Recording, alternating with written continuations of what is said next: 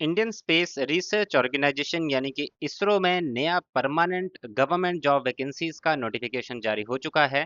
अगर आप भी इसरो में यानी कि इंडियन स्पेस रिसर्च ऑर्गेनाइजेशन में पक्की सरकारी नौकरी पाना चाहते हैं तो एक नया अपॉर्चुनिटी इसरो के द्वारा जारी किया गया है। नई वैकेंसीज आ चुकी हैं। यहाँ पर अगर बात करें पोस्ट कौन कौन सी है तो पोस्ट की भी सारी जानकारी दूंगा। क्या उसमें क्वालिफिकेशन मांगी गई है, क्या एज लिमिट होनी चाहिए, कैसे आपको अप्लाई करना है और आपका सिलेक्शन कैसे हो सकता है, वो सारी डिटेल में आपको जानकारी यहाँ पे देने वाला हूँ। तो सारी वीडियो को पूरा जितना भी एंड तक वीडियो है उसमें बने रहिएगा। एक एक पॉइंट को अच्छे से समझिएगा और डिटेल में वीडियो देखिएगा। ऐसा नहीं कि स्किप करके देखें, क्योंकि ऐसा करेंगे तो आपको कुछ चीज़ें जो है वो समझ नहीं आ पाएंगी या कुछ चीज़ें आपसे मिस हो सकती हैं। तो वीडियो को पूरा डिटेल में देखिएगा, ज़्यादा लंबा वीडियो नहीं होता है। आप बाकी भी वीडियोस देखते हैं जो आधा आधा घंटा की होती है। यहाँ पर एक छोटी सी वीडियो है, आपके काम की है, तो उसको पूरा डिटेल में देखिएगा। और अगर आपको अच्छी लगे वीडियो, इन्फॉर्मेशन अच्छी लगे, तो उसको शेयर भी आगे कीजिएगा। यहाँ पे बता दूं आपको कि यहाँ पर जो वैकेंसीज हैं, ये इसरो के अंतर्गत जो इसरो सेंट्रलाइज्ड रिक्रूटमेंट बोर्ड है, इनके द्वारा ये सिलेक्शन की पूरी प्रोसेस को कंडक्ट किया जाता है। यहाँ पर वैकेंसीज जारी की गई हैं assistant, junior personal assistant, upper division clerk, stenographer की। इन वैकेंसीज के लिए अगर बात करें वैकेंसीज कितनी कितनी है, सबसे पहले बात करें असिस्टेंट की जो पोस्ट है, क्योंकि इसरो के अलग अलग जगह पे सेंटर जो है वो प्रेजेंट है, अलग अलग लोकेशन पे इनके सेंटर्स हैं। तो सेंटर वाइज बात करेंगे, सबसे पहले असिस्टेंट की पोस्ट के लिए तो अहमदाबाद में है 27 वैकेंसीज 27, बेंगलुरु में है 26 वैकेंसीज, हासन में एक, हैदराबाद में 13 वैकेंसीज, इसके बाद महेंद्रगिरी में 7 वैकेंसीज, न्यू दिल्ली में एक वैकेंसी, श्रीहरिकोटा में 32 वैकेंसीज और तिरुवनंतपुरम में 6 वैकेंसीज। इस तरह से टोटल 113 वैकेंसीज असिस्टेंट के लिए जारी की गई हैं।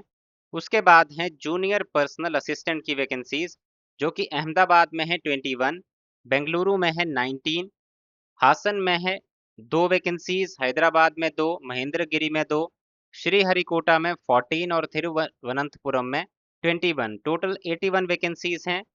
इसके बाद हैं अपर डिवीजन क्लर्क की वैकेंसी, जो कि बेंगलुरु में है 22, स्टेनोग्राफर की बेंगलुरु में है 10 वैकेंसीज, और जो असिस्टेंट की वैकेंसीज हैं, जो डिपार्टमेंट ऑफ स्पेस के अंडर ऑटोनोमस इंस्टीट्यूशंस हैं, उनमें कितनी वैकेंसीज असिस्टेंट की फिल की जाएंगी, तो अहमदाबाद में 11, श्रीहरिकोटा में 3, तिरुवनंतपुरम में 3 वैकेंसीज, टोटल 17 वैकेंसीज। इसके बाद जूनियर पर्सनल असिस्टेंट की ये जो ऑटोनॉमस इंस्टीट्यूशंस हैं अंडर डिपार्टमेंट ऑफ स्पेस, इनमें अहमदाबाद में एक वैकेंसी को फिलअप किया जाएगा। तो अच्छी खासी यहाँ पे वैकेंसीज जो हैं वो जारी की गई हैं, जिसकी जानकारी आपको मैंने बता दी है। कैटेगरी वाइज वैकेंसीज अगर आप जानकारी चाहते हैं तो ये नोटिफिकेशन आपको हमारे टेलीग्राम चैनल पे मिल जाएगा। टेलीग्राम चैनल का लिंक किसी वीडियो के डिस्क्रिप्शन या फिर टेलीग्राम पे जाके आपको सर्च करना है हमारे इस चैनल का नाम, और वहाँ पे आपको चैनल मिल जाएगा जिस पे जाके आप इसकी नोटिफिकेशन और जानकारी देख सकते हैं। अब बात करते हैं इसमें एजुकेशनल क्वालिफिकेशन क्राइटेरिया क्या रहेगा। तो सबसे पहले बात करेंगे जो असिस्टेंट की पोस्ट है और जो अपर डिवीजन क्लर्क की पोस्ट है, यानी कि पोस्ट नंबर 1, 3 और 5, ये आप देख लीजिएगा इस नोटिफिकेशन में।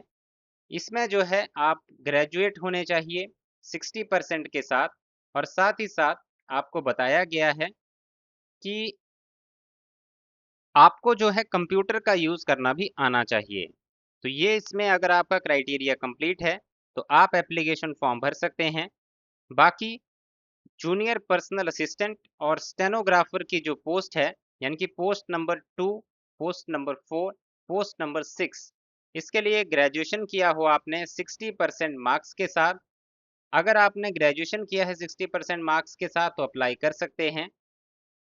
साथ ही साथ अगर किसी कैंडिडेट ने डिप्लोमा किया है कमर्शियल या फिर सेक्रेटरियल प्रैक्टिस का मिनिमम 60% मार्क्स के साथ, ऐसे कैंडिडेट भी यहाँ पे एप्लीकेशन फॉर्म भर सकते हैं। लेकिन अगर आपने डिप्लोमा किया है तो आपके पास 1 साल का एक्सपीरियंस एज स्टेनोटाइपिस्ट और स्टेनोग्राफर जो है होना चाहिए।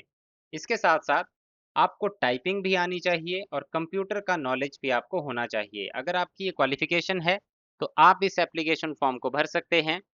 यहाँ पे बात करें आगे आपकी एज लिमिट की कि एज कितनी होनी चाहिए, तो आपकी एज 28 साल से कम होनी चाहिए। अगर आप ओबीसी कैंडिडेट हैं तो 31 साल से कम, अगर आप एससी एसटी कैंडिडेट हैं तो 33 साल से कम आपकी एज होनी चाहिए। यानी कि यू आर ईडब्ल्यूएस कैंडिडेट, उनका जो डेट ऑफ बर्थ है वो 17 अगस्त 1998 या फिर उससे बाद का होना चाहिए। ओबीसी कैंडिडेट के लिए 17 अगस्त 1995 से बाद का, एससी एसटी कैंडिडेट के लिए 17 अगस्त 1993 के बाद का। तो ये अगर क्राइटेरिया आपका है, एजुकेशनल क्वालिफिकेशन आपके पास है, तो आप अप्लाई कर सकते हैं। 27 जुलाई से लेके 16 अगस्त 2026 इस डेट तक आपके एप्लीकेशन फॉर्म भरे जा रहे हैं। ऑनलाइन माध्यम से आपको अपना एप्लीकेशन फॉर्म जो है सबमिट करना होगा।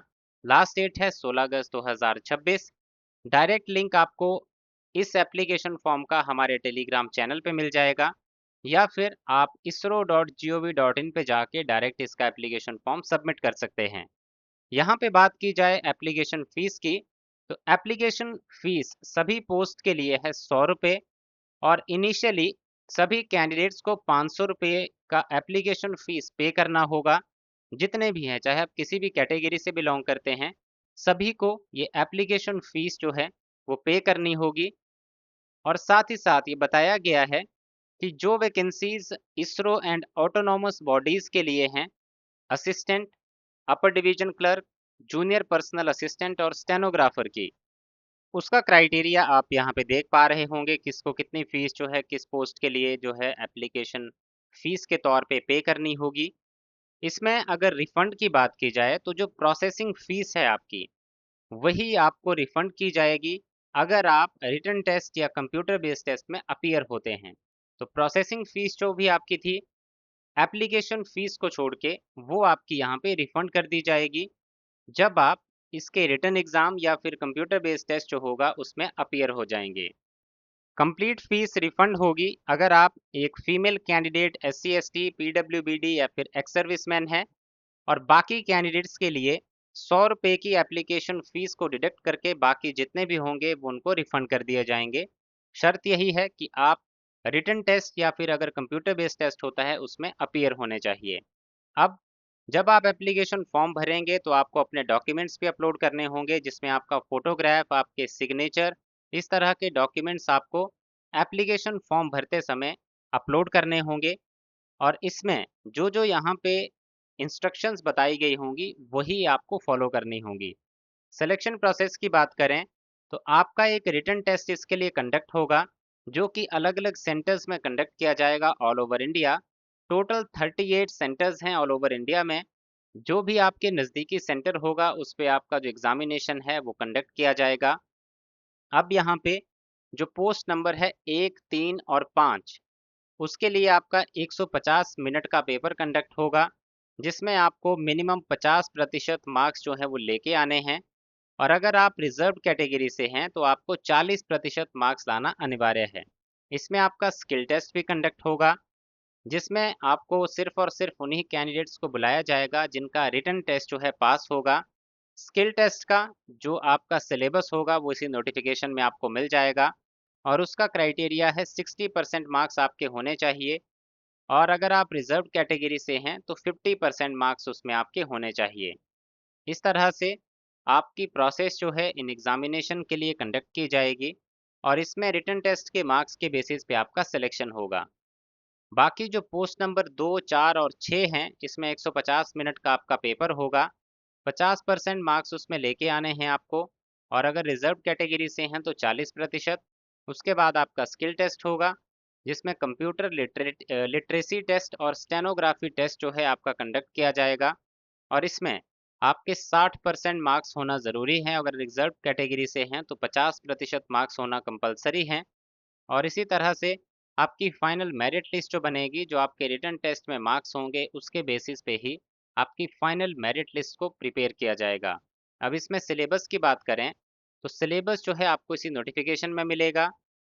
जैसा कि आप स्क्रीन पे देख पा रहे हैं, असिस्टेंट और अपर डिवीजन क्लर्क का इस तरह का एग्जामिनेशन पैटर्न रहेगा। हर एक क्वेश्चन 1 नंबर का होगा, नेगेटिव मार्किंग भी होगी, सिलेबस के टॉपिक्स भी यहाँ पे बताए गए हैं और जूनियर पर्सनल असिस्टेंट और स्टेनोग्राफर का भी पूरा क्राइटेरिया, पूरा सिलेबस जो है इसमें दिया गया है। तो ये आप एक बार चेक कर लीजिएगा इस नोटिफिकेशन में, या फिर इसका अलग से भी एक वीडियो आएगा, तो चैनल को सब्सक्राइब कर लीजिएगा ताकि इसकी जब भी वीडियो अपलोड हो उसकी नोटिफिकेशन आप तक पहुंच सके। और इसी तरह की गवर्नमेंट जॉब्स की जानकारी अगर आप रोज़ाना पाना चाहते हैं तो आज ही हमारे इस यूट्यूब चैनल को सब्सक्राइब कर लें और साथ ही साथ बेल आइकन प्रेस करके ऑल नोटिफिकेशन भी ज़रूर सेलेक्ट कर लेना।